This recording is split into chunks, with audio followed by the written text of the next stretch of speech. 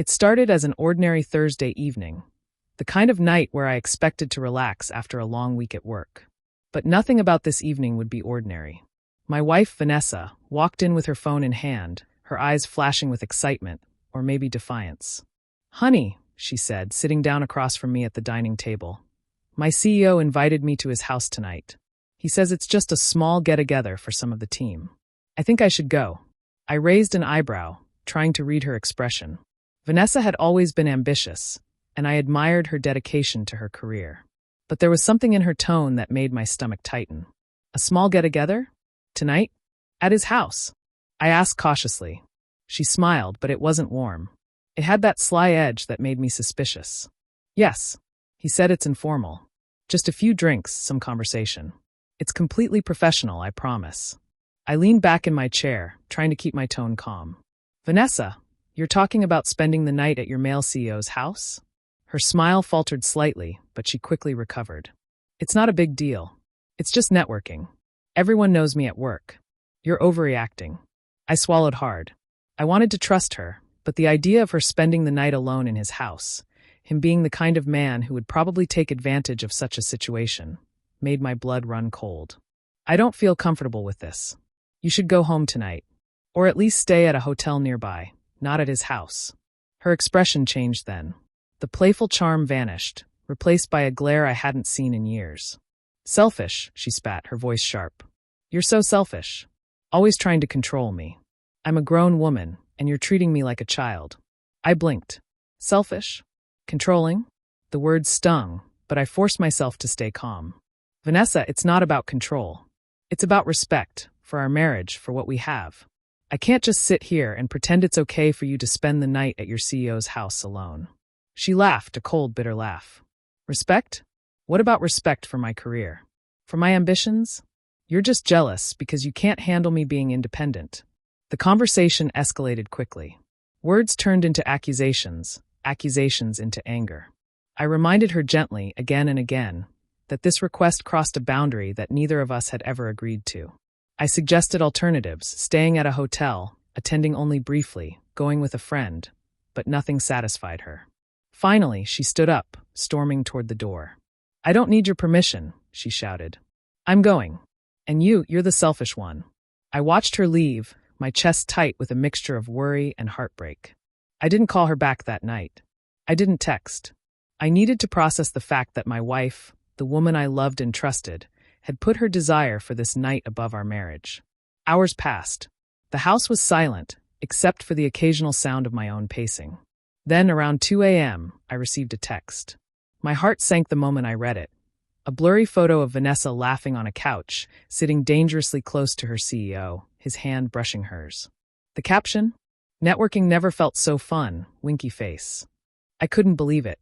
My instincts, my gut feelings, the warnings I had tried to voice, they had been right all along. I stared at the phone, numb. Betrayal isn't just an abstract concept. It's that punch in the gut when someone you love chooses someone else over you, over the vows you shared. The next morning, Vanessa returned home, acting as if nothing had happened. But I wasn't fooled. The air between us was heavy with unspoken truths. I watched her, the woman I thought I knew, laughing and chatting casually as if she hadn't just spent the night in another man's arms. I decided then that this wasn't a confrontation I could resolve with words alone. I needed proof. I knew the routes she took, the places she liked to linger, the habits that betrayed her. I didn't need to stalk her. I just had to watch carefully, calmly. And the truth unfolded exactly as I had feared.